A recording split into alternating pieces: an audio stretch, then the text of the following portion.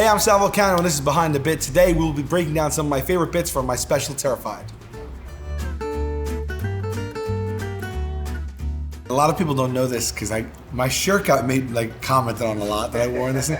I didn't think it was such a big deal. I was like, it's a blue shirt with some white piping on it, like it's nice, you know. And everyone's like, what's with the shirt? What's with the shirt? But it's like, it looked like a pajama shirt, I suppose. The thing is like the opening sequence is basically a nightmare sequence. So I'm kind of like in a dream, and so I kind of was making the connection that like, all right, so like my shirt's a nod to pajamas because I'm coming out of this like nightmare. No one picked that up. They just thought I just had terrible fashion sense. So they just like, just people hated the shirt. So noted. How much of a problem were moths? Yeah, moths, yeah. That balls needed to be invented. What was going on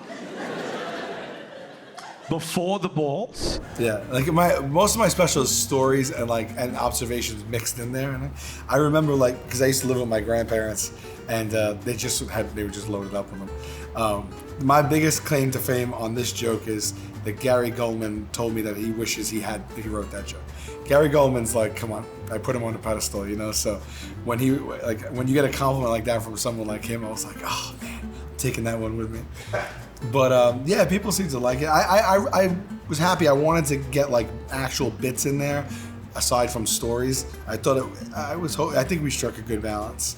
But yeah, I really still don't get moth. I mean, once I shot this, I haven't thought about mothballs anymore. But I can tell you, in reflecting on them now, I still don't understand them.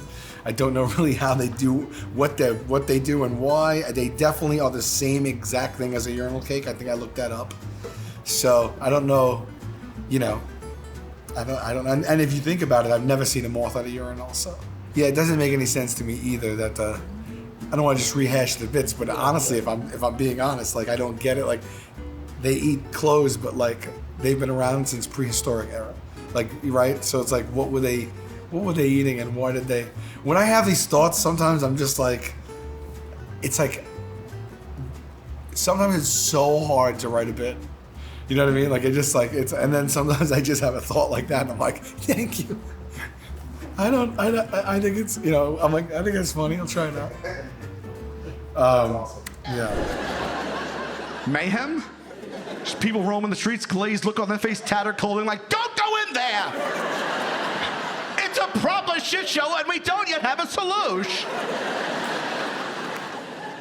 My mom, when we had a bad storm, my mom used to have to talk me down from the thunder. And she used to say, honey, don't worry about the thunder. That's just God. Bowling.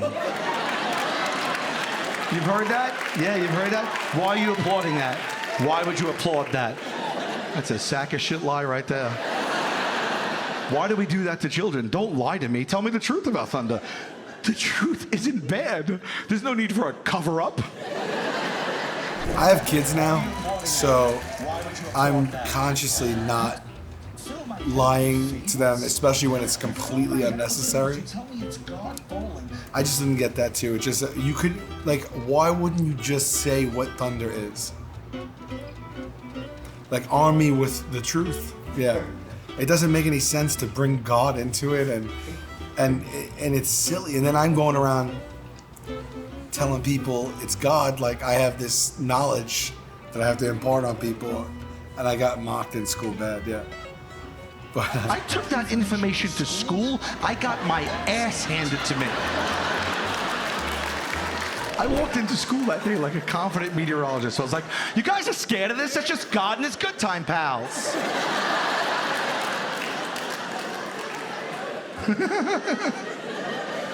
Tanya, calm down. That's just Jesus engaging in light recreation.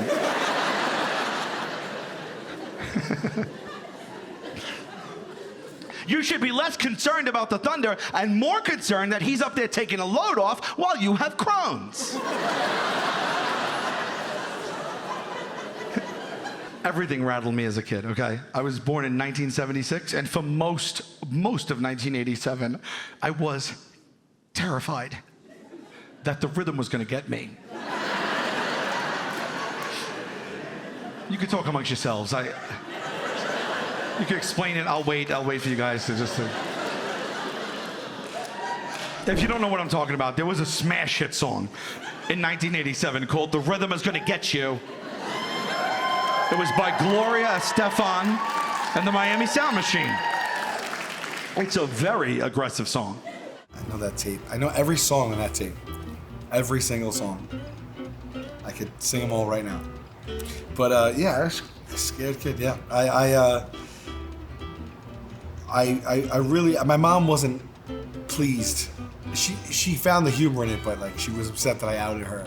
But you know, no one's really safe. You know, we tried to get Gloria Estefan. We tried to get the song, and I found out that Gloria Estefan and our family have seen the bit. I was reaching out through people that knew her. And originally, I wanted to see if she would come and, like, at the end, come out and play this song live. Turns out I probably can't afford that. But then we were gonna do the song. The song's pricey too.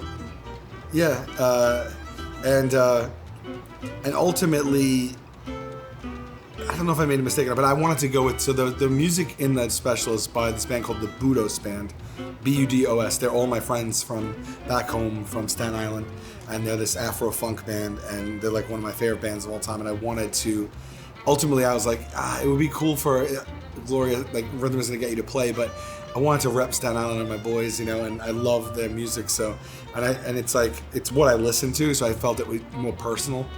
And so we went with the Budos Band music. So check it, if you watch a special and you check out the song, check out the rest of their stuff. But I think we made the right choice there too. And I had that as soon as I had the idea for me running down the hall, being chased by like an entity or whatever. Like that one song they had, like one of the songs they had, it was like, oh, I could see it together, and luckily I was able to get it, you know, and it just came together really nice, yeah. And my sister used to have the cassette tape, and she used to play it over and over and over. If you know the song, if you don't know it, if you haven't heard it, listen to it. Do me a favor, as soon as you leave here tonight, and I want you to listen to the lyrics, because the lyrics are horrifying for a child. This is how the song goes. At night, already scary. When you turn off all the lights, there's no place that you can hide. The rhythm is gonna get you. The first time I heard that, I was like, yeah! What the fuck did she just say?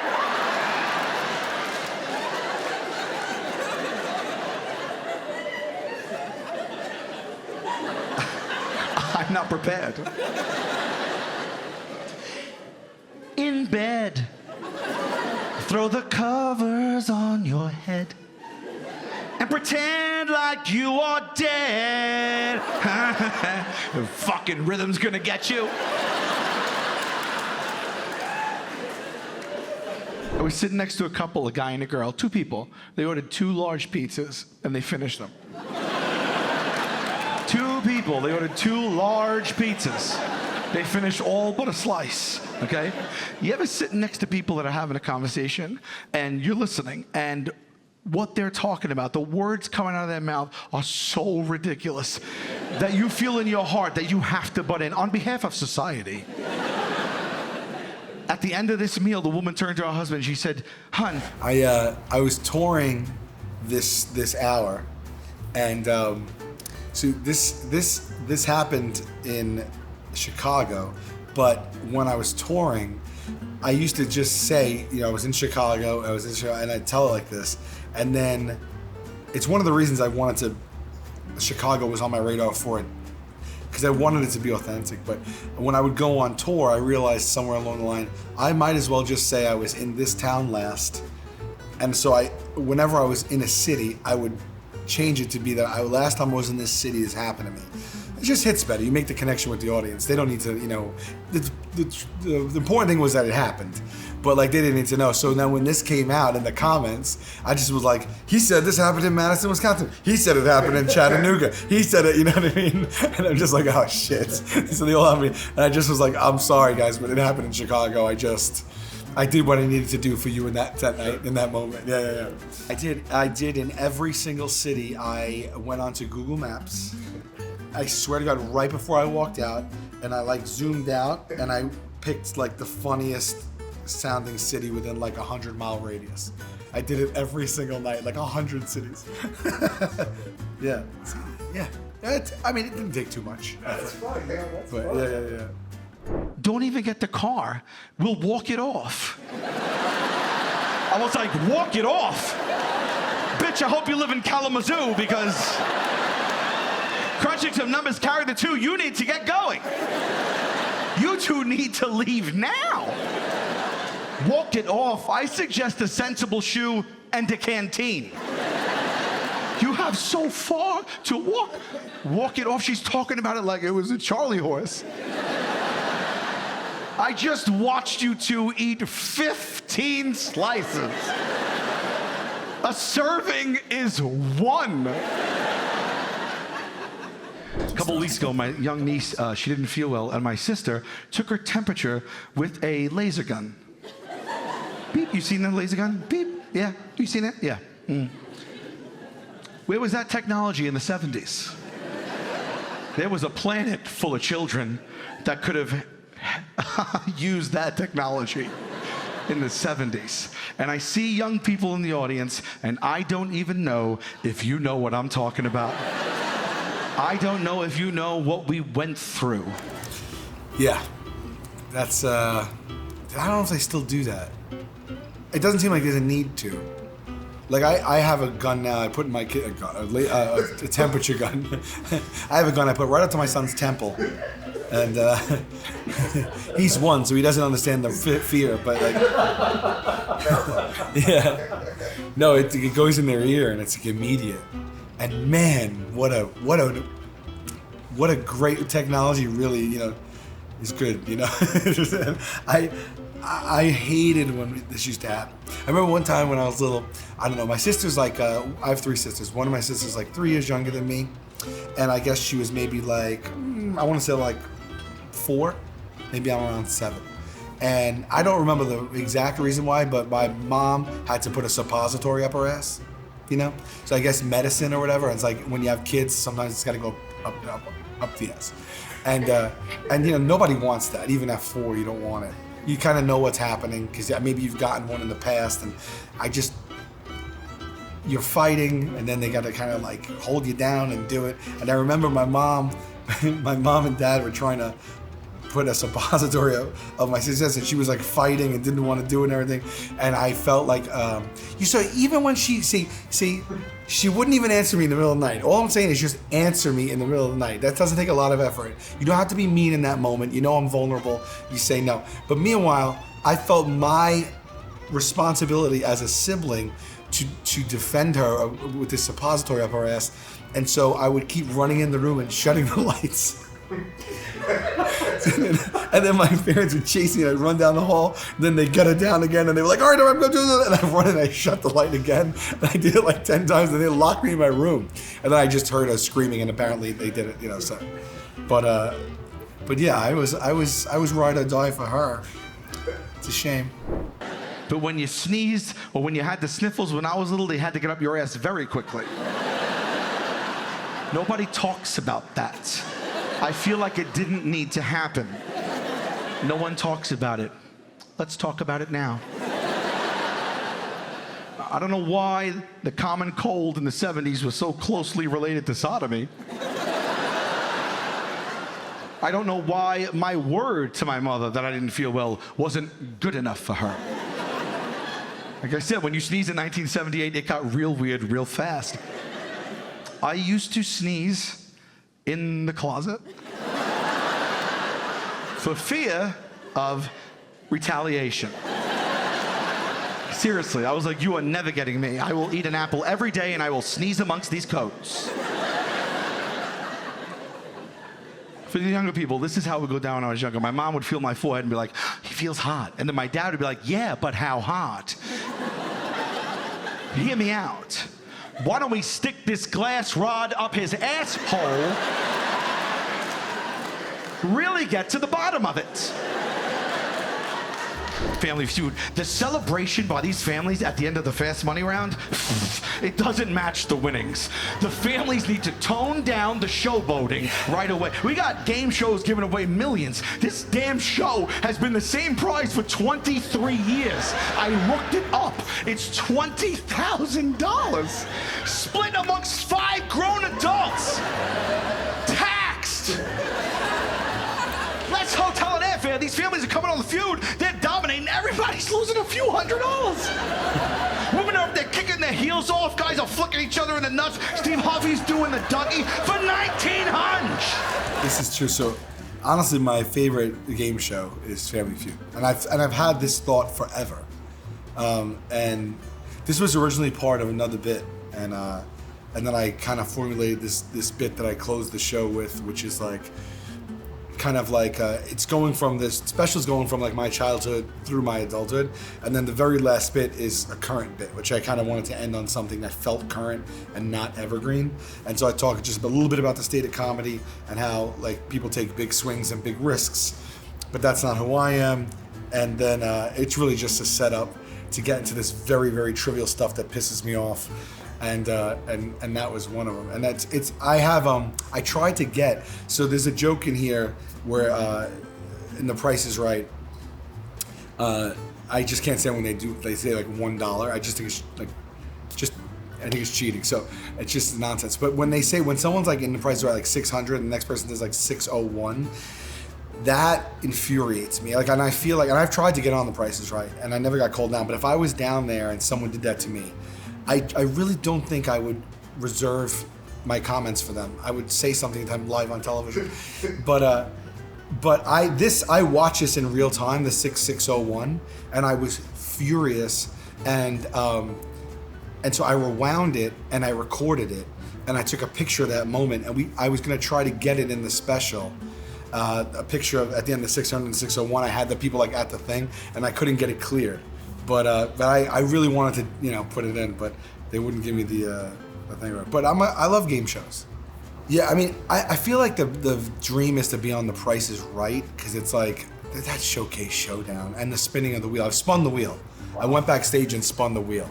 That was like a little bucket list thing. But I just feel like I want to be on that showcase showdown. I want to come within $100 and I want to win both of them. I want to win a boat. I want to win an armoire.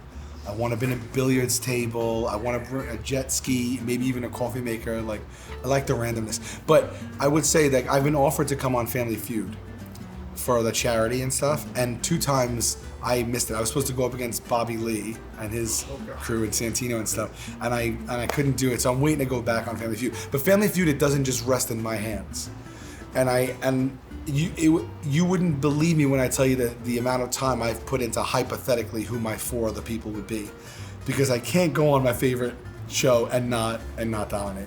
Yeah, I play along, and for the most part, I think the people that go on that show are stupid, because when it comes to the fast money at the end, it's just like, we know what this is all about, and people get up there like they're a deer in the headlights, like they don't know what they're doing, and they give this. You have to just stay poised. But I actually prefer seeing them give stupid answers than just getting all number 1 answers, because I like to mock that, laugh at that, have a good laugh at their misfortune. Yeah. 10 hours of energy. Just to get me through the night of my best friend's birthday, for the first time in my life, I took a 5-hour energy. You have experience? Yeah? This is how bad I didn't want to go out. This is how much I dreaded. I took 2 5-hour energies. No, yeah, I don't need to read the directions, because I know that clearly means I get 10 consecutive hours of evenly distributed energy that should subside right around that last minute. The experience I had this night is I've only had one other feeling like this. I've never done any hard drugs, but I remember I told you with ADHD, I was trying the Vyvanse. I went through like 4 medications. I'm not on any, none of them worked, so if anybody has any suggestions, let me know. But Adderall, I got the very first ever time someone prescribed me Adderall, I took a time release Adderall, and it was like the biggest stereotype. I was up for 2 days 2 days, like I was sweating. I cleaned the entire house, like scrubbing. I was scrubbing grout, like bathroom tile grout at like 4 a.m. My wife was sleeping and I just woke up. I'm like, this feels horrible. This has to be what cocaine feels like. I can't go to sleep. I was sweating profusely, and that's the only other time I ever felt like that was when I took the 2 5-hour energies and went drinking. I literally felt like I was like not really in control of myself, like, and I tend to, I got like paranoid, and then I found in my phone later that I tried to reach out to the guy because I accidentally gave him a star, and it was littered with. Sometimes stuff happens to you, and you're just like, yeah. That's why I gotta just make sure I leave the house, otherwise I'd be a shut-in. But I have to leave the house so things can happen to me so I can talk about it. But yeah, so I gave this guy one. So I don't even know what became of the guy. Hopefully, hopefully it didn't ruin his. I don't know, 1 star. You can, like, so I'll tell you a recent Uber story I had. So I ordered an Uber from my house. It said like 3 minutes, 4 minutes. And I'm like, all right. And no joke, I'm watching this guy. They show you the map. They show you where the little car is. I'm watching this guy, and he's not moving. But he accepted my fare. He's not moving. 5 minutes passes. 10 minutes passes. So I'm like, I'm going to write this guy. So I say, hey, are you coming here? Like, I'm watching the map and you haven't moved. It said 3-4 minutes and you've been 10 minutes and you're still in the same location. And he wrote, no, I'm on my way. And the car wasn't moving. And I zoomed in on the map. And this son of a bitch was at a Dunkin' Donuts. So he accepted my fare and then went into Dunkin'. So, okay, he's not gonna tell me that. But another 2 or 3 minutes passes and then I see him driving. He gets to my house 17 minutes after. I'm taking screenshots of everything because I want the proof of all this, right? I don't know, maybe I'll write Uber, I don't know, I don't like to be lied to, whatever. But 17 minutes later, he made me miss, I was late for something. So I get in his car and he's driving back the way where he was. So we're gonna pass this Dunkin', right? So I get in the car and I go, hey, it's been 17 minutes. I said, it said 4 minutes on the thing. I was like, your car, I don't know if the map was frozen, but you weren't moving. He's like, no, I don't know. I go, will you dropping somebody else off before me? Because sometimes they pull that maneuver. He goes, no, I just came to you. And he wouldn't give it to me. And then in his door was a fucking iced coffee from Dunkin'. And it was sweating, like you know how it's hot out, and so like it gets beads of sweat on it, and stuck to the cup was his receipt. And I got my phone and I zoomed into his door and I took a picture of the goddamn receipt, and it was time stamped, and he was in the thing. And so I was like, oh, I said, I noticed that you have a Dunkin' Donuts cup right there with the receipt on it, and it says that you were at Dunkin' at whatever time. And he just made believe he didn't hear me. He just made believe he didn't hear me. But I have the picture, and I was gonna like do a whole bit on it, but I was like, I can't do 2 Uber bits. This has to be in your next hour. It has to be like, it has to come back. Yeah. I have the picture, and I was like, this son of a bitch. No one can be honest anymore. Just tell me, and also don't accept the fare. The balls on the guy to accept it, and then come 17 minutes later. You're not worried about your rating? I'm worried about my rating. Anyway, I digress, but. How many stars did you give him? Can you give 0? I don't remember what I gave him. I gotta look that up. Maybe I took a screenshot of it, because I screenshotted everything. Because I was like, if I am gonna do this, I want all the proof on it, you know? So maybe I'll look it up. It might have still been, in my heart of hearts, I probably couldn't give him a 1. But maybe I gave him like a 3. Keep him honest. And I hope this is entertaining. This is more than good. This is amazing. I had 10 hours of energy the second I swallowed. I basically did cocaine with vitamin B12. I would have punched a child if one came across me. I would have punched a little boy right in his mouth and then asked him if he wanted to start a crypto business. That's how quickly I was out of my gourd, okay? I took 42,000% of the recommended daily allowance of vitamin B12. I was like, it's my birthday now.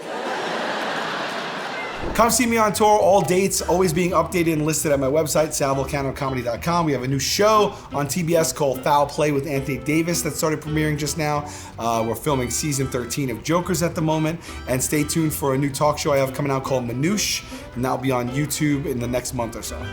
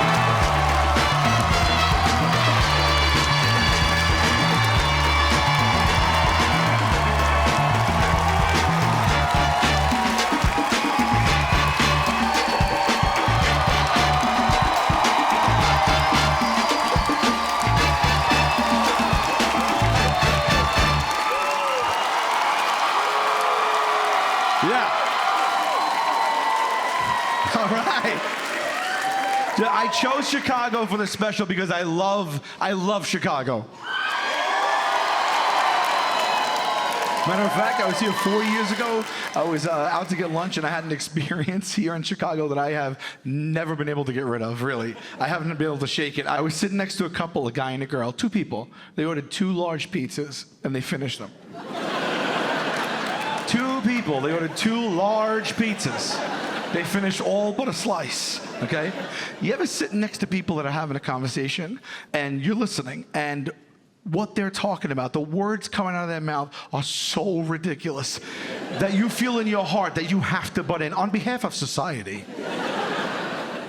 At the end of this meal, the woman turned to her husband. She said, "Hun, don't even get the car.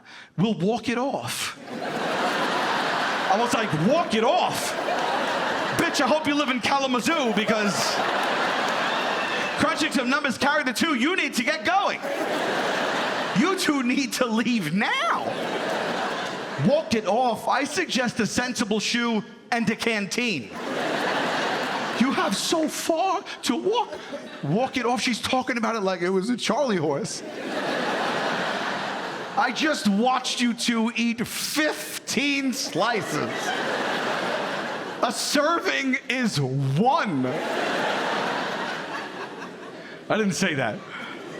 I didn't say any of that. I'll tell you what happened. I stayed quiet, finished my whole pizza.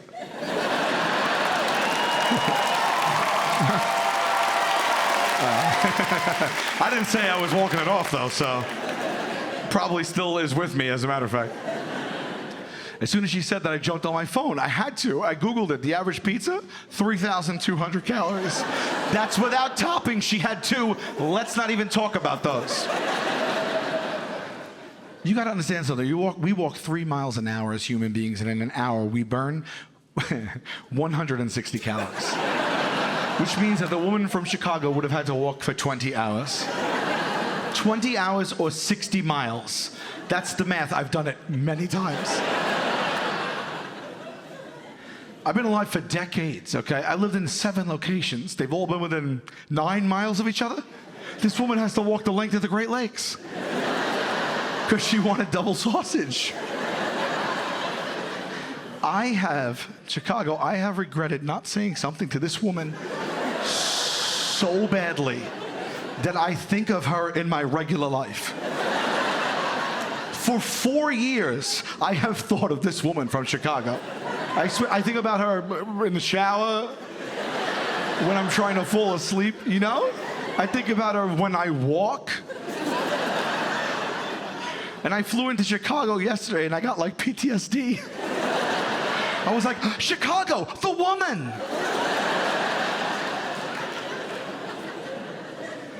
I am so obsessed that I didn't say anything. This is where I'm at with this situation, okay? If somebody invented time travel, I wouldn't even use that to like go back and save a bunch of people. I go 4 years ago, Wicker Park, in the pizzeria, and give this bitch these statistics.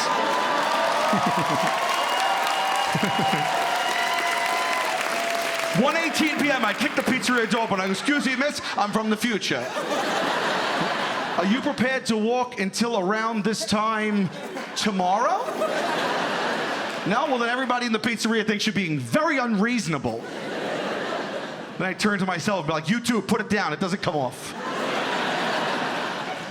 I should walk more things off. I don't walk. I don't go out. I don't leave my house anymore, okay? I turned 30 years old, November 2006, and that's where it fell off for me. This is how much I dread going out, seriously. Recently, it was my best friend Mike's birthday. We've been friends for 34 years. I still didn't want to go out. Just to get me through the night of my best friend's birthday for the first time in my life, I took a 5-hour energy.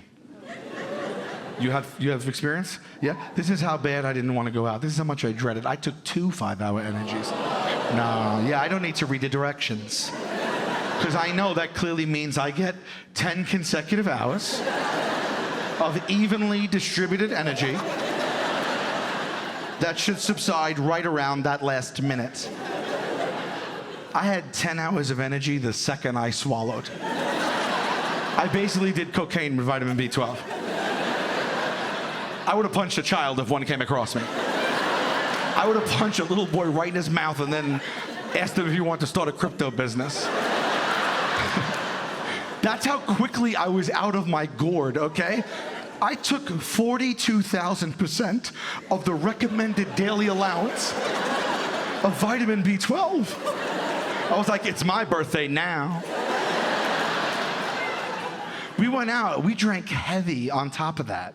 It was time to come home. I'm responsible. I took an Uber home, and the Uber was a 5-star ride, pristine. But when I got out of the Uber, I was so hopped up still on the energy and all the alcohol that I accidentally hit 1 star, and I hit submit. Let me finish. I'm neurotic as it is. He pulled away. I had a full meltdown. I was afraid I'd ruin this man's life. I was like, oh my God, this guy's gonna get fired from his Uber. I was thinking the worst. I was like, he probably has a baker's dozen worth of children. They all need braces, probably. I sat down at 4:15 in the morning on the stoop of a home that I didn't know who lived there. Wasn't me.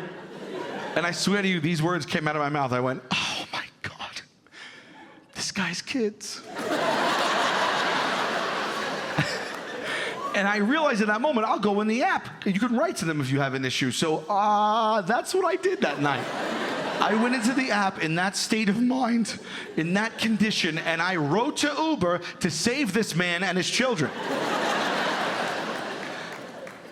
I forgot about it. I found it in my phone 4 months later. I have the letter on me right now.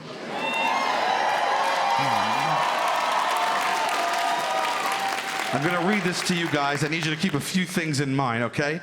This is a combination of 600 minutes of energy,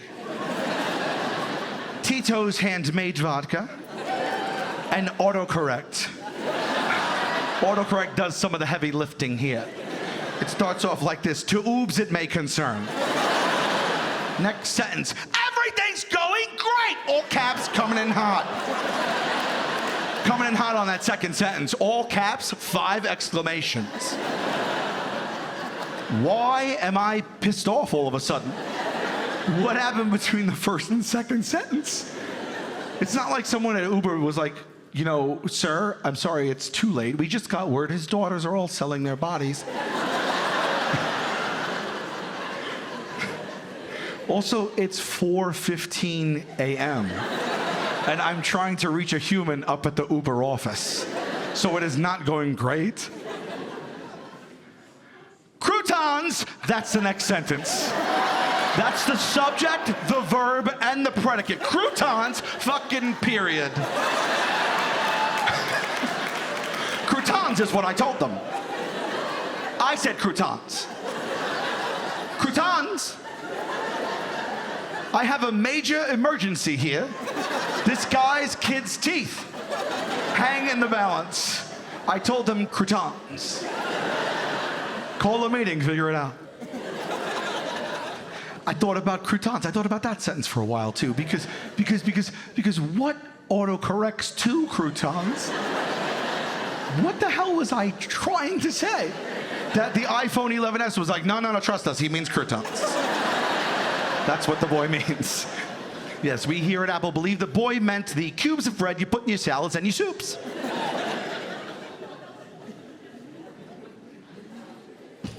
That's the end of the letter to Uber.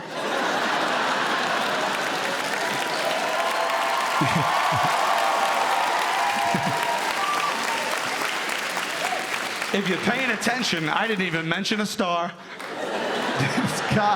This guy has 13 kids running around the city that can never smile with confidence. To Ubers it may concern, everything's going great, croutons. Tell your children I said, you're welcome. What did I even do there? That's not adult behavior. I logged on to Uber Corporate at 4:15 in the morning, told them my life fantastic, I need one salad ingredient, and I pieced the fuck out.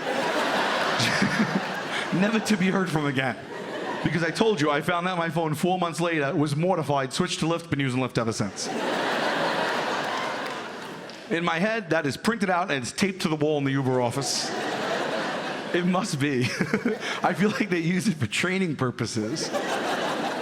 Hey, how you doing? Welcome to Uber. 2 weeks paid vacation. Break room's over there. Come here. Tell us what the fuck you think it means by croutons. There's a large office prize.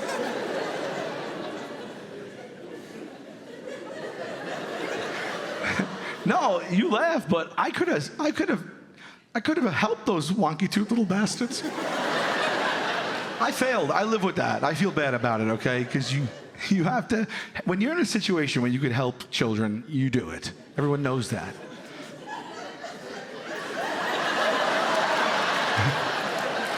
That's a weird time to laugh. It's weird. It's weird. I feel like, do you want to just like, we'll close our eyes, you leave? So we don't see you? So we don't report you?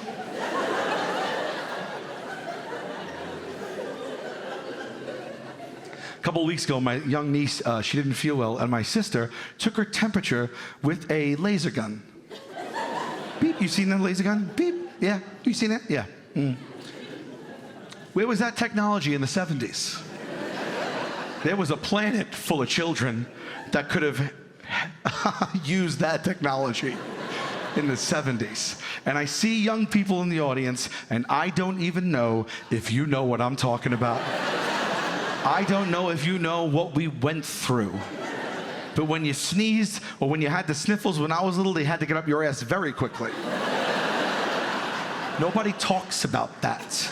I feel like it didn't need to happen. No one talks about it. Let's talk about it now. I don't know why the common cold in the 70s was so closely related to sodomy. I don't know why my word to my mother that I didn't feel well wasn't good enough for her. Like I said, when you sneezed in 1978, it got real weird real fast. I used to sneeze in the closet for fear of retaliation. Seriously, I was like, you are never getting me. I will eat an apple every day and I will sneeze amongst these coats. For the younger people, this is how it would go down when I was younger. My mom would feel my forehead and be like, he feels hot. And then my dad would be like, yeah, but how hot? Hear me out. Why don't we stick this glass rod up his asshole? Really get to the bottom of it.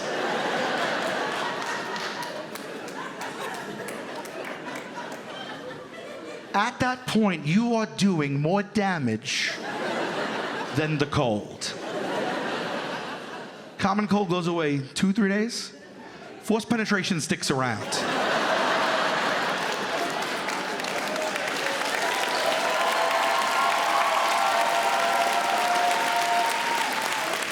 I feel like we needed one reasonable adult in the 70s that could have changed the course of history for us. Just one to be like, you know what, I felt his forehead, he feels warm. Good enough for me. I swear to you, I felt like I had a gaggle of adults around me at all times, like, you need to penetrate this sick little boy now, or we'll never know if he needs a cough drop. Now bend the boy over, stick the mercury up his hole against his will, or how will we know if he needs plenty of liquids?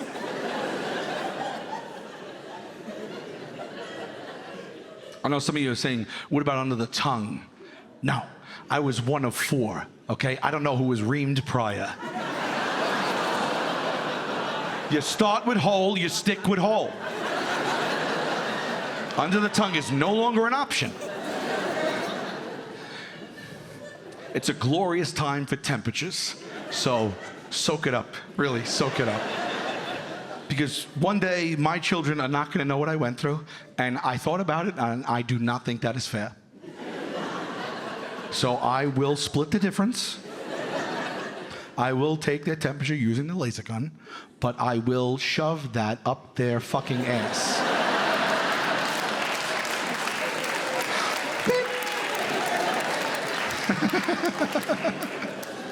And by the way, lasers existed in the 70s. The technology was there. It didn't have to happen. I realized that 40 years too late. As I got older, I realized so many things like that after the fact. I used to live with my older grandparents as a kid. And the main thing that I took away from living with old people all those years as a child is that I always thought that when I got older, moths would be a much bigger issue. My grandparents battled moths like their pensions were riding on it.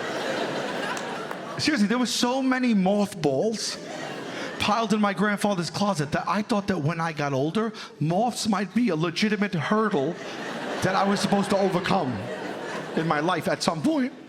I thought they were to be feared. I prepared for moths like a doomsday prepper, okay? If you would have asked me back then, what do you want out of life, Sal? I would have been like, what do I want? The same thing you want. Go to school, get a good education, graduate, go to college, graduate from there, get a good job with a good salary, find a gal, settle down, have a couple kids, everybody's healthy. Don't get overtaken by the moths.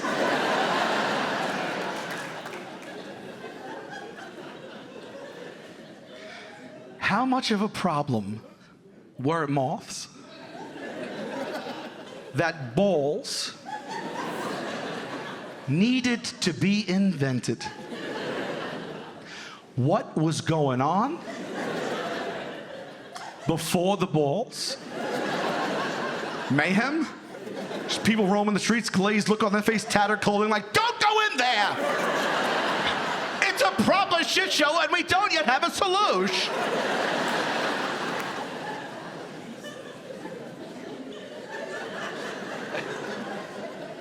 Hey dude, I know you hate moths, don't worry. I invented balls. Cool, bro, those kill moths now. You just throw them in your closet. Your closet smells like piss and you don't go in it anymore. What even do? They don't kill moths.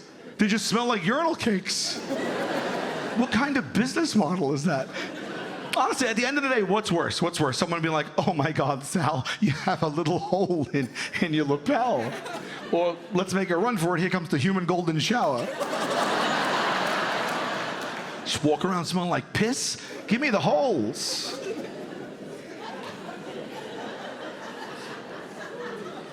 It also blows my mind that a moth's food of choice is a shirt. Did you ever think about this? They ate clothes. And here's where it gets tricky for me. Moths were around before clothes. So what did they eat then? And how god-awful was it that they were like, give me slacks? I know nothing of moths, but there was one moth to be like, yo, bro, I know you're chomping on that larvae that you love, but when you're done, give me a shot. I got something that's gonna blow your balls off. It's called a polo.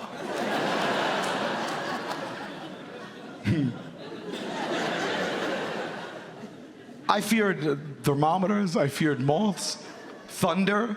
Thunder debilitated me as a kid, okay? My mom, when we had a bad storm, my mom used to have to talk me down from the thunder. And she used to say, honey, don't worry about the thunder.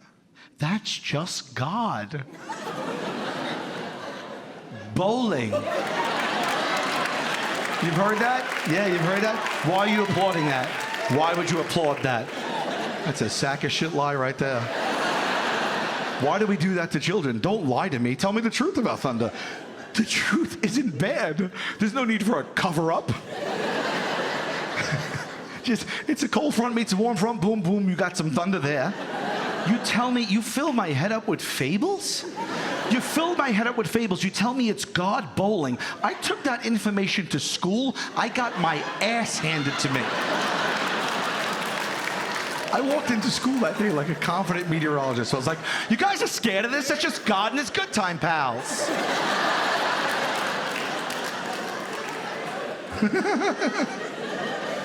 Tanya, calm down. That's just Jesus engaging in light recreation.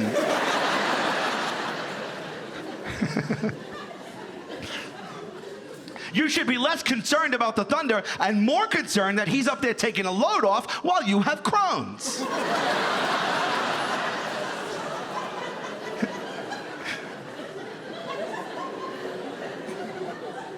I'm gonna shoot my kids straight. It's the only way to go. I think it's a terrible thing to do, to lie to them. Imagine explaining thunder to children in less fortunate areas or countries even like that, like a third world country. That would be insane. Like, honey, I know you're scared right now. We're all scared. This is the likes of a storm we have never seen. And we are low on food and rations and medicines. And the village is washing away. And we haven't seen your sister in quite some time. But don't worry. That's just God. Fucking bowling.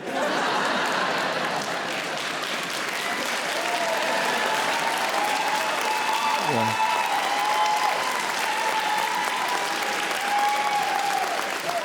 Don't you dare trouble him with prayer right now. He's a thunderbolt away from a turkey. What is bowling? Honey, bowling is the thing that the rich countries do. Where people wear shoes made of the hides of animals. And they stand on polished wood and they throw a marble sphere down an alley to knock down ivory pins only to pick them right back up. It doesn't sound real, right? I know, it is real, honey. God is what's not real.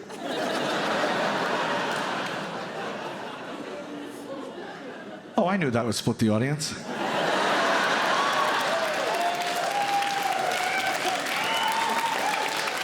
However, the joke is on you. I am religious. I say that to see where the pagans are. I see you, and I see you, and I saw you. So now I know. No, I was raised Catholic. I went to Catholic school from kindergarten to senior year of college. Yes, so I don't believe.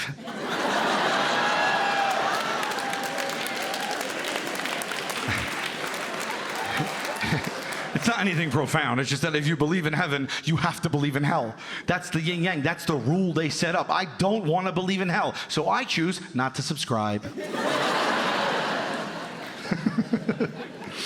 God bowling.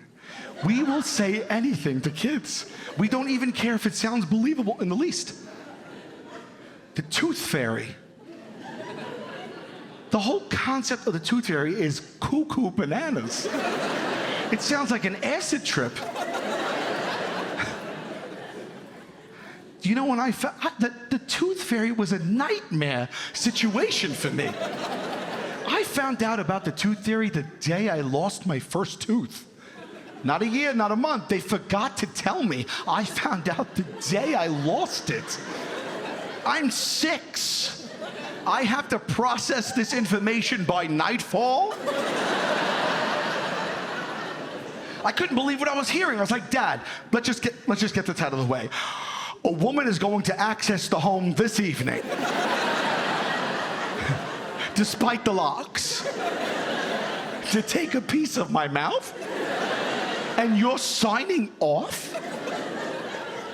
Middle of the night, some no-name hussy is gonna saunter in here while I'm eyeballs deep in a REM cycle?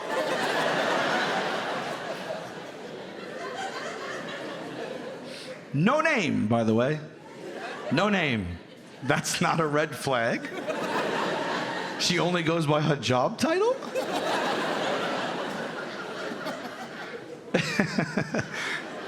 If I had someone walk up to me like, hey, I'm Stan, this is my wife, regional manager,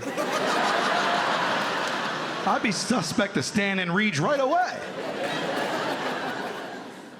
I said, Dad, why don't we put it in the mailbox? Clean transaction, everybody wins. He said, she only flies here if it's under the pillow. I said, she has wings? I need to call Jason. Jason was my best friend at the time. I wanted to call him to warn him. What would I even say? Jason, listen, there's not a lot of time. A no-name floozy is coming for your teeth tonight, and the deadbolt don't mean shit.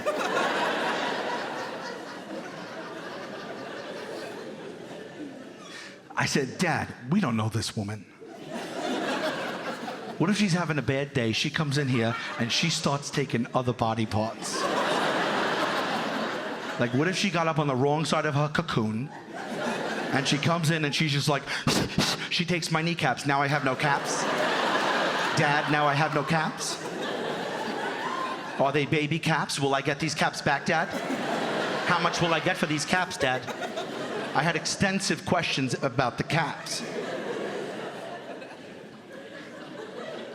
He said, she'll give you $1. I said, $1? Why didn't you lead with that? I was 6. It was 1982. $1? I felt like Mark Cuban. I was like, I'm going to buy a Little League team with this money. I would have walked into the playground like, oh, your motherfuckers is getting gum today.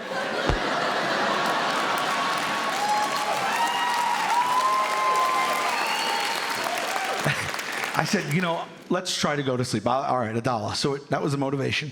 So I went to sleep, fell asleep eventually, and I woke up sometime in the middle of the night. And when I woke up, I was frozen, okay? And I started to inch my hand up my body slowly as to not make a big fuss because I don't know what this woman is capable of. And I reached around my neck and I felt paper and I pulled it out and it was $1. And you would think, from what I told you, that I was happy. I felt extremely violated. I immediately went, help! She's in the house! I heard my dad's footsteps like, you ready? He's like, what's the matter? I go, she's in the house! She may still be in this house!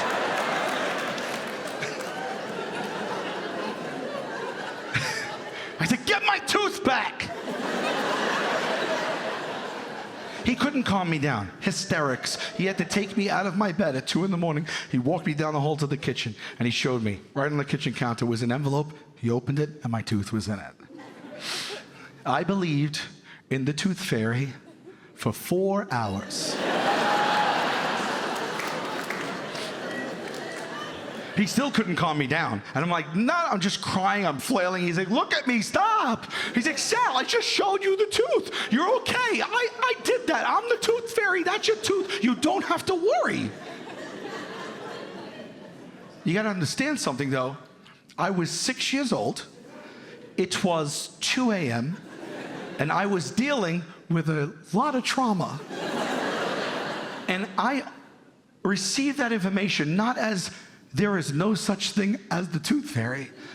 I thought that he was telling me that my father was the fairy.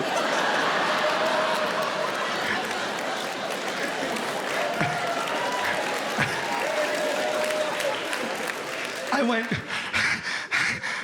what do I call you now?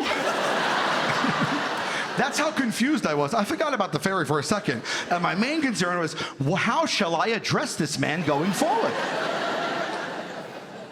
Everyone thinks they're so progressive. I was having the pronoun conversation 40 years ago. Thank you very much.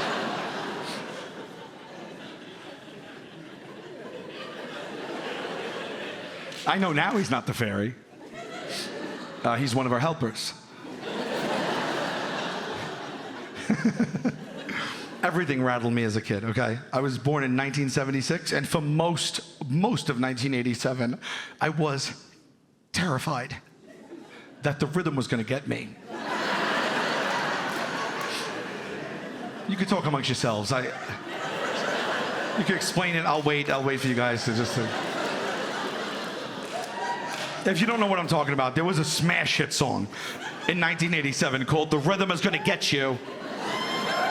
It was by Gloria Estefan and the Miami Sound Machine. It's a very aggressive song. And my sister used to have the cassette tape, and she used to play it over and over and over. If you know the song, if you don't know it, if you haven't heard it, listen to it. Do me a favor as soon as you leave here tonight, and I want you to listen to the lyrics, because the lyrics are horrifying for a child. This is how the song goes. At night, already scary. When you turn off all the lights, there's no place that you can hide. The rhythm is gonna get you. The first time I heard that, I was like, yeah! What the fuck did she just say?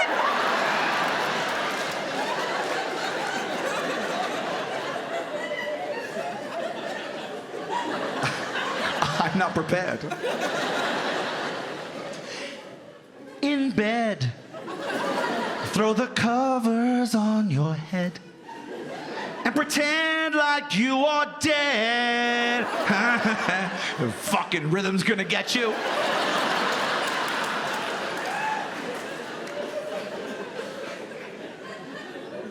I don't know if she said fucking. She may as well have, Chicago. I felt fucking. No clue of what's happening to you. But before this night is through, ooh, baby, the rhythm is gonna get you.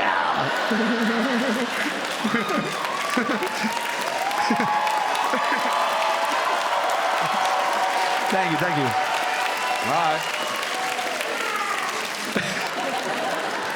And then the song continues as if to taunt the child. Rhythm is gonna get you. Rhythm is gonna get you. Rhythm is gonna get you. The rhythm is gonna get you. I'm like, when is this happening? The song's like, tonight. I'm like, yo! Tonight? Like in a little while? Sundown? It's the rhythm here.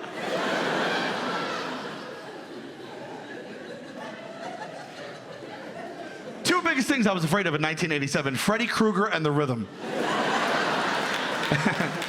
Freddy Krueger is a murdering child molestor, burnt head to toe to a crisp. He has knives for fangs. He comes back in your dreams to kill you and your loved ones. You can't escape him. I was afraid of that man and the rhythm.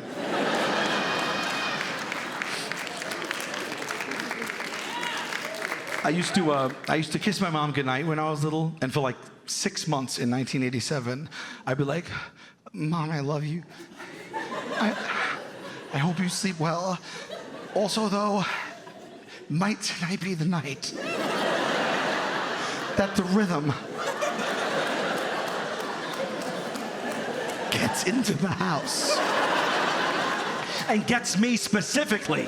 I don't give a shit about my sister. Fuck that bitch. She wants to play the tape over and over and summon the rhythm to our home. I was like, Rhythm, do me a favor. You come to our house, go down the hall, make a hard right. She's the toothless brunette underneath the Hello Kitty sheets with a death wish. I want no part of this. And again, Mom used to have to talk me down from it. And she used to tell me, honey, don't worry about the rhythm. It's not coming for you. It's coming for all of us.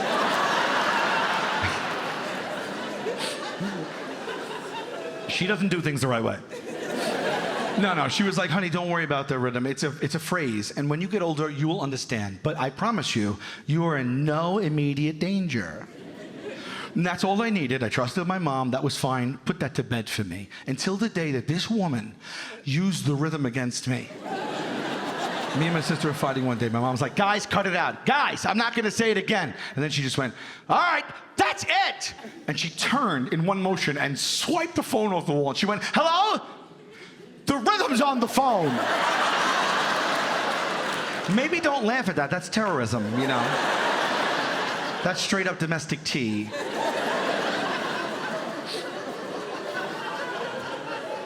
I was a smart ass when I was little, and I was like, how is the rhythm on the phone? The phone didn't ring. A couple of months later, we were fighting again, and we were getting into it, and my mom was like, guys, cut it out. And she said, guys, don't make me say it again. And then she went, okay, fine. Which I think is even scarier. She walked to the wall like she had all the time in the world. And she just picked up the phone, and she looked at me, and she dialed numbers, and she waited, and she went, hello? Yes, this is Adele. No, he has not listened to me today at all. Yeah, he's standing right here. Oh, sure, thank you so much. And she puts the phone to me. I took a deep breath, released some urine. I took a step toward the phone, put it in my hand, put it to my head. My hand was trembling like this. And I went, hello, who is this? And the voice on the other line said, this is the rhythm. No.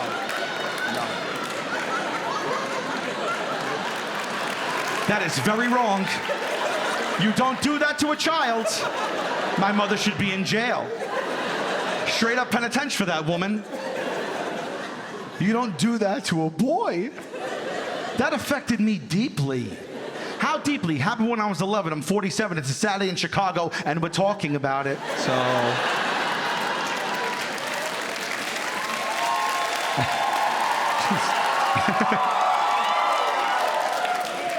I was a terrified kid. I became a terrified adult. I am terrified right now. I'll tell you about one of the most frightening things that happened to me in my adult life. I used to live in this little studio basement apartment underneath like a townhouse. And one day I was sleeping, deep sleep, and all the lights pitch black, and I heard a pounding at the door. And you could tell when something is an emergency. I heard like, and in one motion, I leapt from a deep sleep to my feet. And I was like, hello? My heart was beating out of my chest. And I heard, Sal, it's Dave, open the door. Dave was my landlord. He's the guy that lived upstairs from me at the time. And he was a big Irish dude. He was a New York City detective. And I stumbled in the dark to the door, and I cracked it open like this much, and the sun came in. I went, what's up? And he said, did you hear anything? And I said, no. And he goes, you didn't hear anything? And I said, no. What's up? And he goes, I just got home. My door upstairs is off the hinges. Somebody broke into my house, and I think they're still in there. Let's go.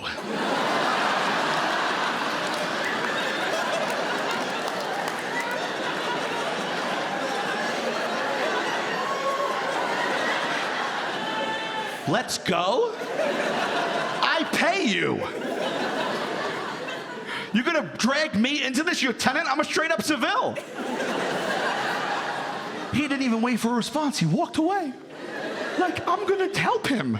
So I threw on my terry cloth bathrobe and my house slippers because I may be fighting a criminal in a few moments. And I went to the front of the house. I don't know why I went. I shouldn't have gone. And I get to the front, and sure enough, I see the front door hanging off the middle hinge only, and it was chilling. And for a moment, I was like, oh, we sure this isn't the Tooth Fairy? I don't want you to go in there and shoot my father. JK, he's just a helper, so. And we're standing there, and I don't know what to do, and in that moment, he reaches into his jacket, and he pulls out a gun, and he cocked it. Now, I know that you guys are from here.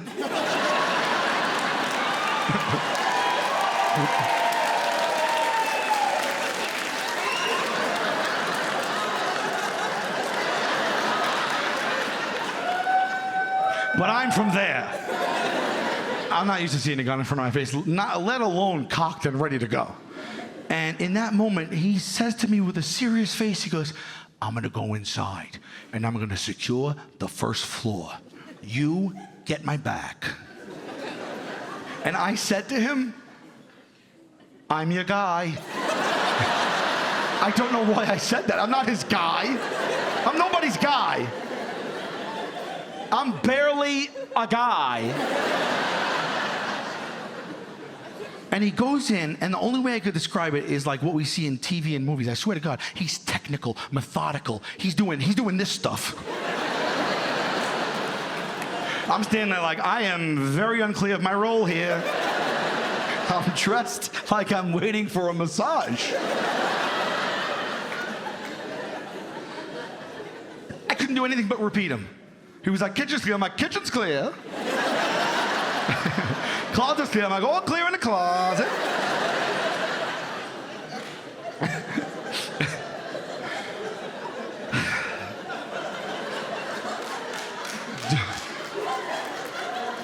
And he comes up to me and he goes, I've canvassed the first floor. We're good down here. Now you and I have to go upstairs. And I was just like, I'm still your guy. And we start to go up the steps, and look, it is tense, man. And he is stone-faced, okay? He's been in this situation before. He is ready to act, okay? He's going up the steps. He's trying not even to make a creak, not one creak in the steps, okay? I am right behind him. Head to toe South Park pajamas, terry cloth bathrobe. Again, I could only mimic him, so I'm just like, okay, I took my cues from him, so I'm just going up the stairs. It looked like an episode of Scooby-Doo. At one point, I swear to God, I even did this with my hand because I felt like I needed something. Maybe the robber would think I had a flesh pistol. I don't know. We get to the top of the steps. There's 3 doors up there. 2 were open. One was a half bath, not impressive.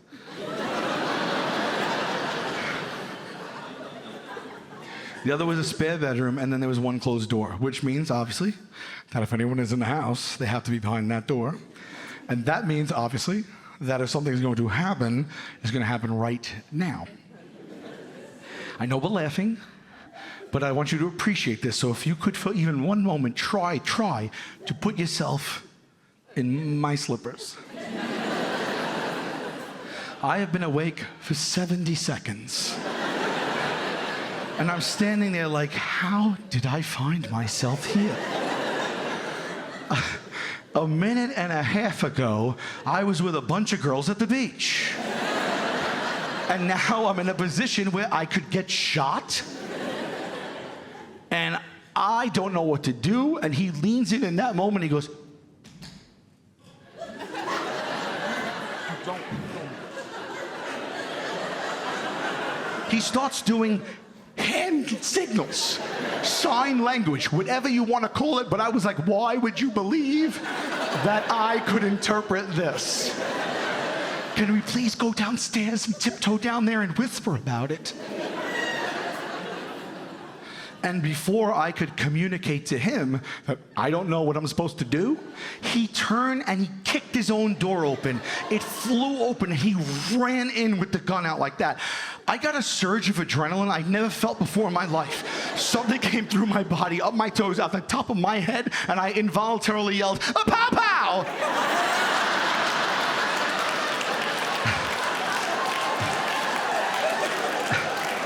Pow, pow, I said. I said pow, pow. First I said croutons. Now here I said pow, pow. I made the sound of a gun. From cartoons. That's how I helped that man, onomatopoeia. So he gets shot.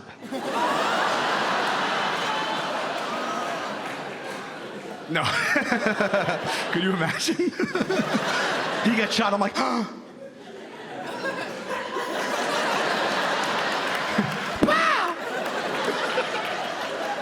My luck, there's a Nest Cam, the footage is on the news. I'm like, pow, pow, pow. He's laying there dead. Pow, pow, pow.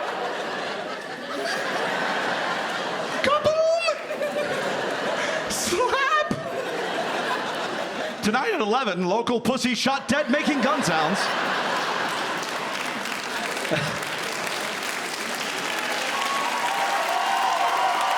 Thanks, guys. Sir, can you take us through what happened? Yes, I pay him, and I was sleeping, and I wasn't getting a massage, and I love cartoons. Sir, this is live. Can you cut to the chase? Yes, I said pow pow. There was nobody in there. Could you imagine how emasculating that was for me in that moment? I watched him. He didn't even turn around for 10 seconds, maybe. I just saw his back shaking like this. And then he just went, pow, pow. I was like, Dave, I did all that I could. 2 weeks later, he raised my rent $50. That was scary. It really was. That was intense. But it was nothing compared to the hands down worst experience of my life, the worst night of my life, okay? I was in Amsterdam with my girlfriend on vacation a few years back, and we came out of the Van Gogh Museum, and it was getting dark out, and we had no plans. We said, what are we gonna do tonight?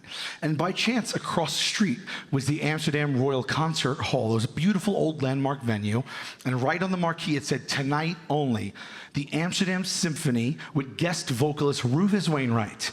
And I had heard his name. I didn't know much about him, never saw him before, but I know he was some virtuoso.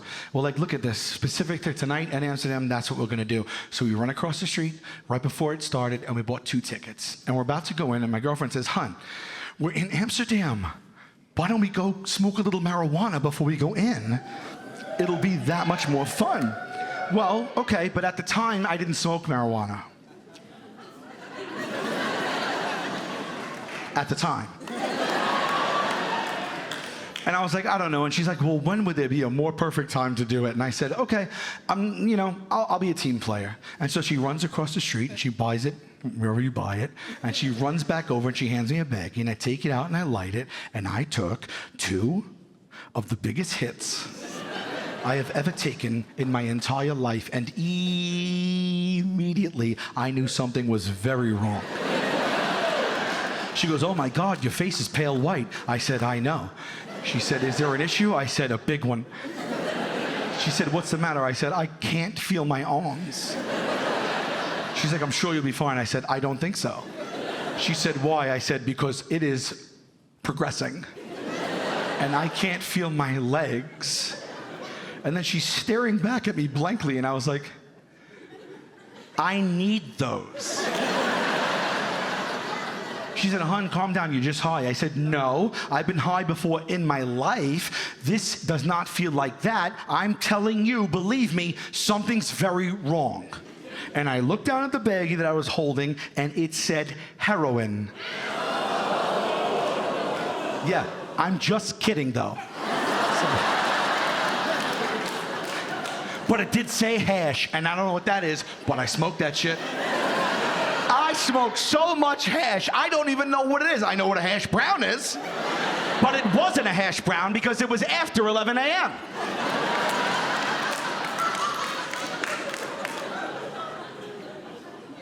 She said, I think we should go inside. I said, really? I think we should book a flight and fly home tonight.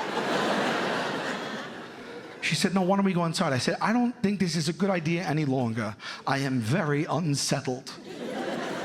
She said, hun, you're with me, okay? I'll make sure you're okay. You're just high. I'll take care of you, I promise. Let's go inside. And then she took my hand like she was my sponsor.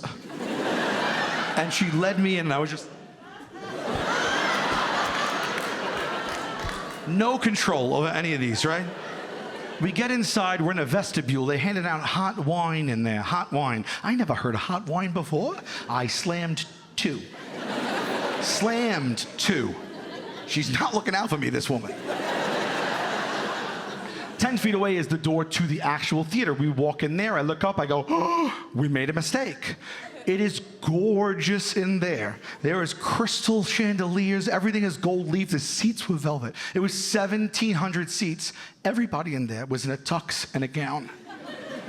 Your boy was in shorts, flip-flops, and a fanny pack. I was a tourist that day, you know? And I was like, I can't do this, I'm mortified. And she was like, babe, when the lights go down and we're sitting in our seats, nobody's gonna notice. I think we should go sit down. And I said, really? because I think we should book a flight and fly home tonight. And I just take her hand and I go to my seat and I'm like, excuse.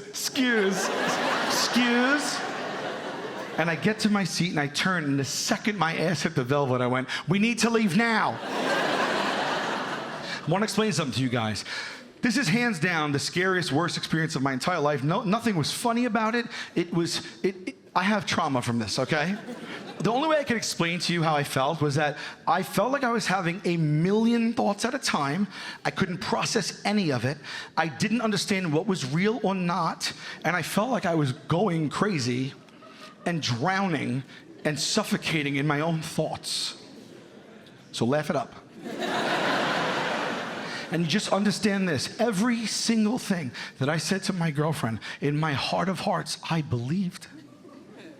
So I turned to her and I said, we need to leave now. And she said, why? And I said, because everybody in here is trying to kill me. She said, huh? I said, everybody in here wants me dead. She starts laughing. Do you know how infuriating it is when you think that 1,700 people are targeting you and the one person you're with is having a chuckle?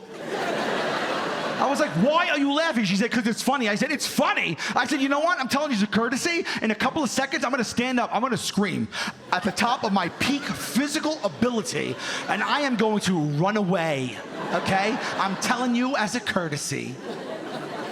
I kept saying that to her over and over. I'm telling you as a courtesy. Like I'm some great guy.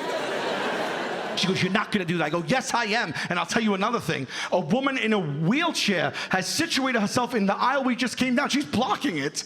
And I'm not going to die. So if I have to get past her and I can't, something may happen between me and her. She said, what? I said, well, it's either her or me.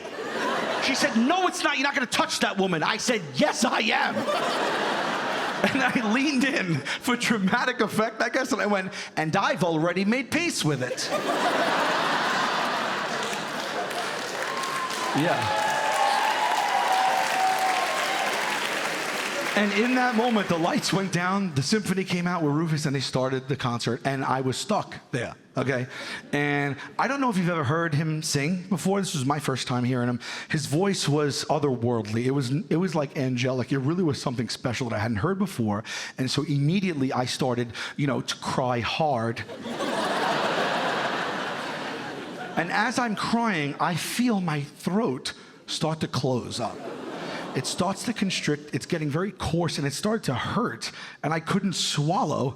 My tongue felt like sandpaper. It was really scary. I had no moisture in my inside. And I turned to her and I went, they poisoned me. She said, what? I said, they poisoned me. She's like, who do you think poisoned you? I said, these people. She said, how do you think these people poisoned you? I said, the hot wine. She said, babe, I had the hot wine. I said,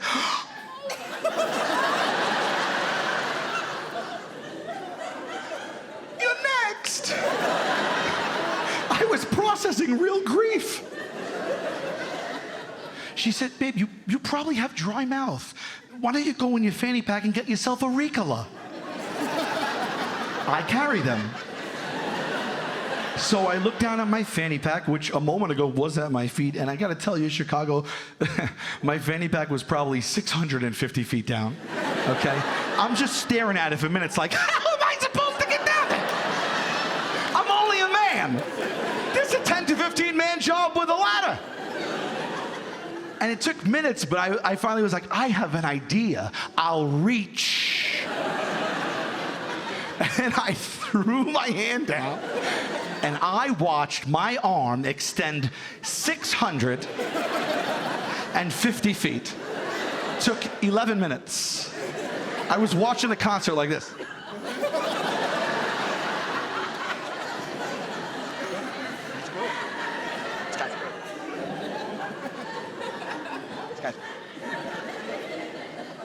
Finally, I get down there. I grasp it. Now I got to come back up. Double the time. I get the fanny pack up here, I take out a Ricola, it's individually wrapped. This poses another problem. I'm holding the thing right here, looking at it. I'm like, how am I supposed to penetrate this military-grade wrapper? I'm dying, I need this lemon Laz. After minutes, I go, you know what though? You know what? In order to unwrap it, I'm gonna have to unwrap it. And I go to unwrap it, and it sounds like this. It goes, and I was like, because I have to keep a low profile. Because 1,700 people want to kill me. And I freaked out. I'm like, there's no way this could have came from my Ricola wrapper. And I'm looking around, and no one's really looking at me. And so I'm like, I got to do this again because the poison is, I'm almost a goner. So I go to unwrap it again slowly, and I'm like, and it went, and I went, oh, everybody mad? And my girlfriend said, what? I said, everybody here mad? She said, what are you talking about? Why? I said, on account of my Ricola. She said, I don't know what you're talking about. And in that moment, from the stage, Rufus Wainwright finished singing his first song.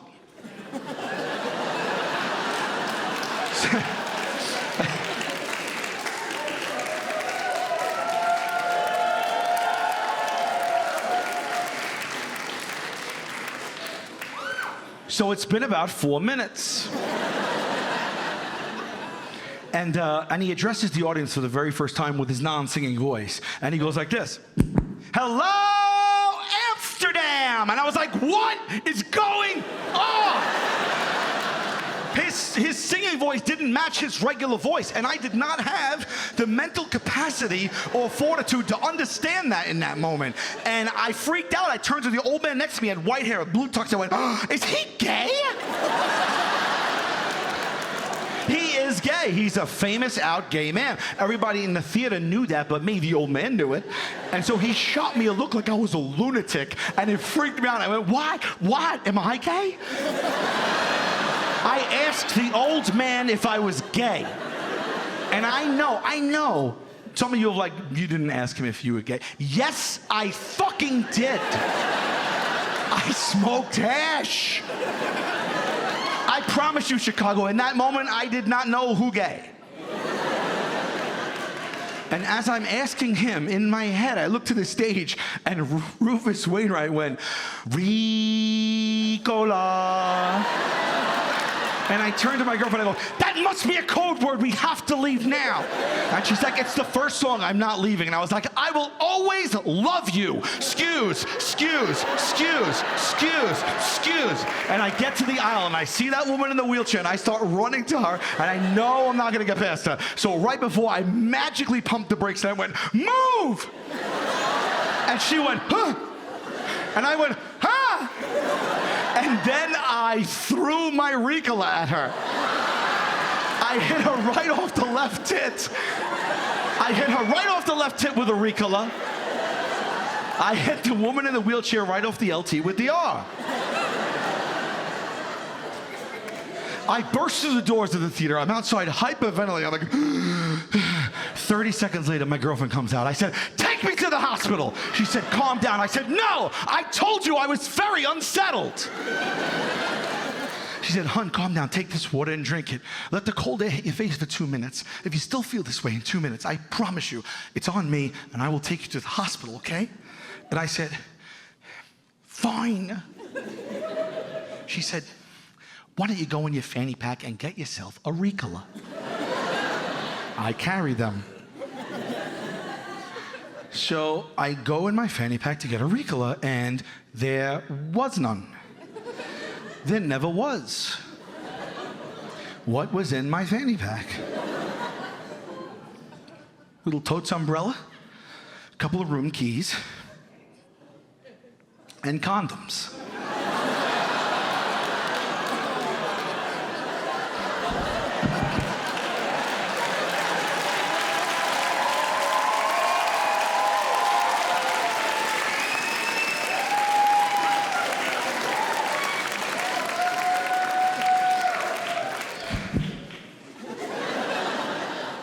fine, Chicago, fine. But you all understand that this means that odds are high that I threw a condom at the woman in the wheelchair. I was feverishly trying to open a condom during this man's performance while asking the old man next to me, "Sir, who is gay? Am I gay? Is he gay? I need to know right away, who is gay?"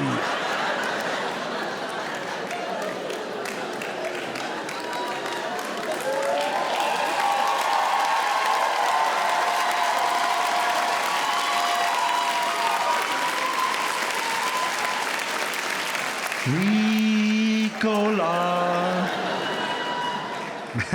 You guys are amazing, man. Wow, thank you so much.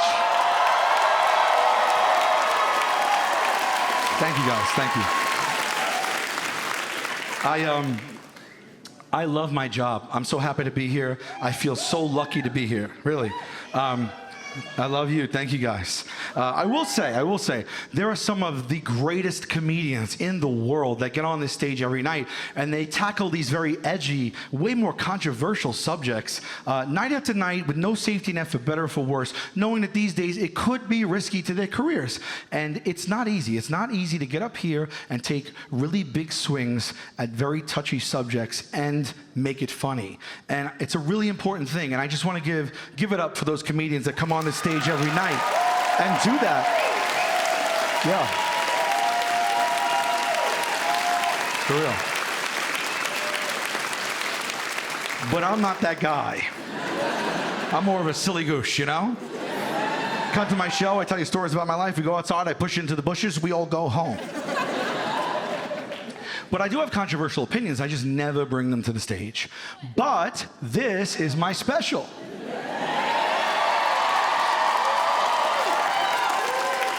And even more so, this is Chicago. And I couldn't ask for more from you guys, so if you guys are cool with it, if you're cool with it, I'd like to get into some serious shit right now. Yeah? Yes? Yes? All right, let me just say this. This is not in my wheelhouse, so I have to preface it with this. If I say something that offends one of you and you feel you need to leave, leave. And I do not say that contentiously. I say it genuinely, supportively. I would do the same. You shouldn't listen to anything you don't want to. I respect it. I promise you, I would even help you get your money back. But all I'm saying is, if somebody else is enjoying it, let's not police each other and tell each other what we can and can't enjoy. Is that fair, Chicago?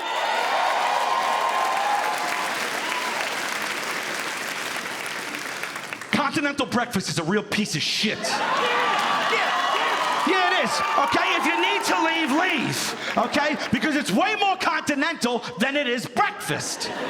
And I don't even know what continental means, but it has never not failed to disappoint me.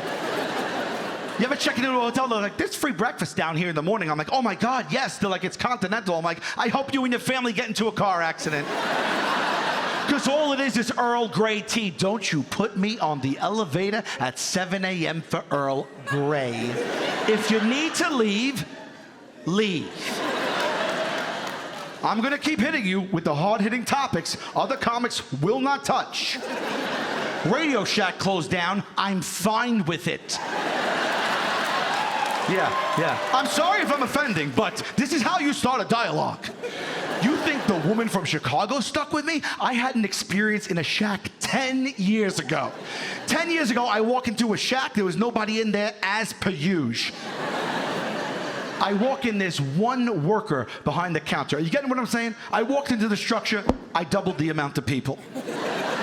I make a beeline to the register. I said, excuse me, miss, do you have CD-ROMs? She looked me in the face and went, psh.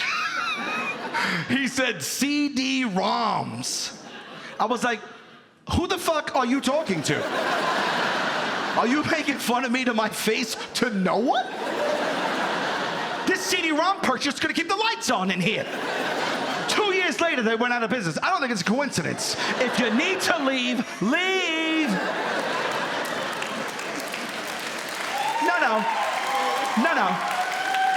No. I'm just getting warmed up.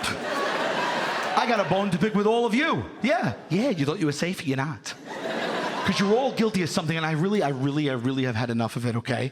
And this is what you guys do, and don't tell me you don't. You just all go about your lives, and you walk around every day, and you all agree to act like the first 2 rounds of Family Feud actually mean something. They don't. Everyone knows 3rd round is triple points for all the marbles. Nothing matters in the first 2 rounds, okay? If you can't take this heat, I'm sorry, but you all were warned. Your family can win the feud without answering one single correct question as long as you steal the very last question. What kind of snake oil shit is that? You don't even have to watch Family Feud. You could tune in with the 1 minute left and see all you need to see. Steve Harvey asked the grandmother June, name a food that has the word cheese in it. June's like, cheesecake? Ding, cheesecake. And now the Calhouns are going home with $5K they don't deserve.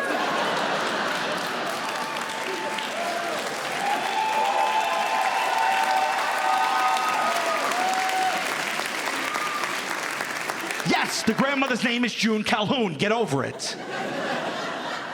Would anyone like their money back? Suck it, I lied. Yeah, I will get them. Thank you so much.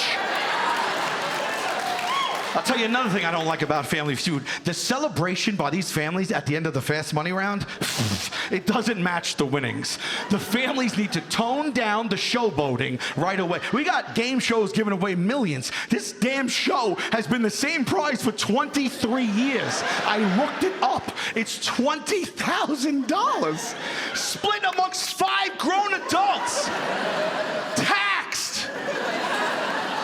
Less hotel and airfare. These families are coming on the feud. They're dominating. Everybody's losing a few $100s.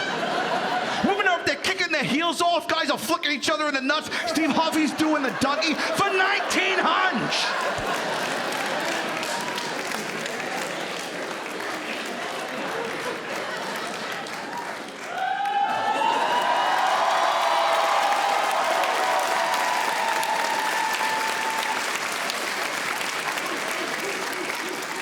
While we're on the topic of game shows, The Price is Right. I don't like the $1 nonsense. Play the game the way the game was meant to be played. Don't cheat, okay? Thanks. I'll tell you what I don't like even more than that, even more. This. 600. 601. Fuck you!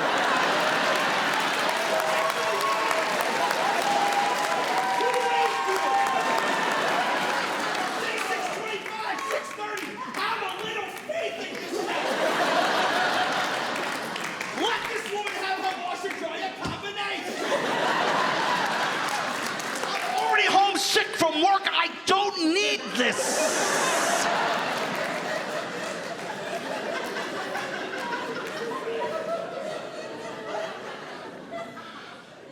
I want to make a pact with you right now. I want to bond all of us in this room right now, okay? And I'm dead serious. I am dead serious, okay? Listen to me. Because I'm looking at you guys right in your face. I see all of you. I see you. I'm looking you right in the balls. There is enough of us in here that odds are maybe one day Jesus blesses one of us and we become a contestant on The Price is Right. If one of you ever becomes a contestant on The Price is Right and somebody 601 someone, you fucking 602 that person! Thank you, Chicago! I love you! Thank you so much. Thank you, guys. Thank you. I will always remember that.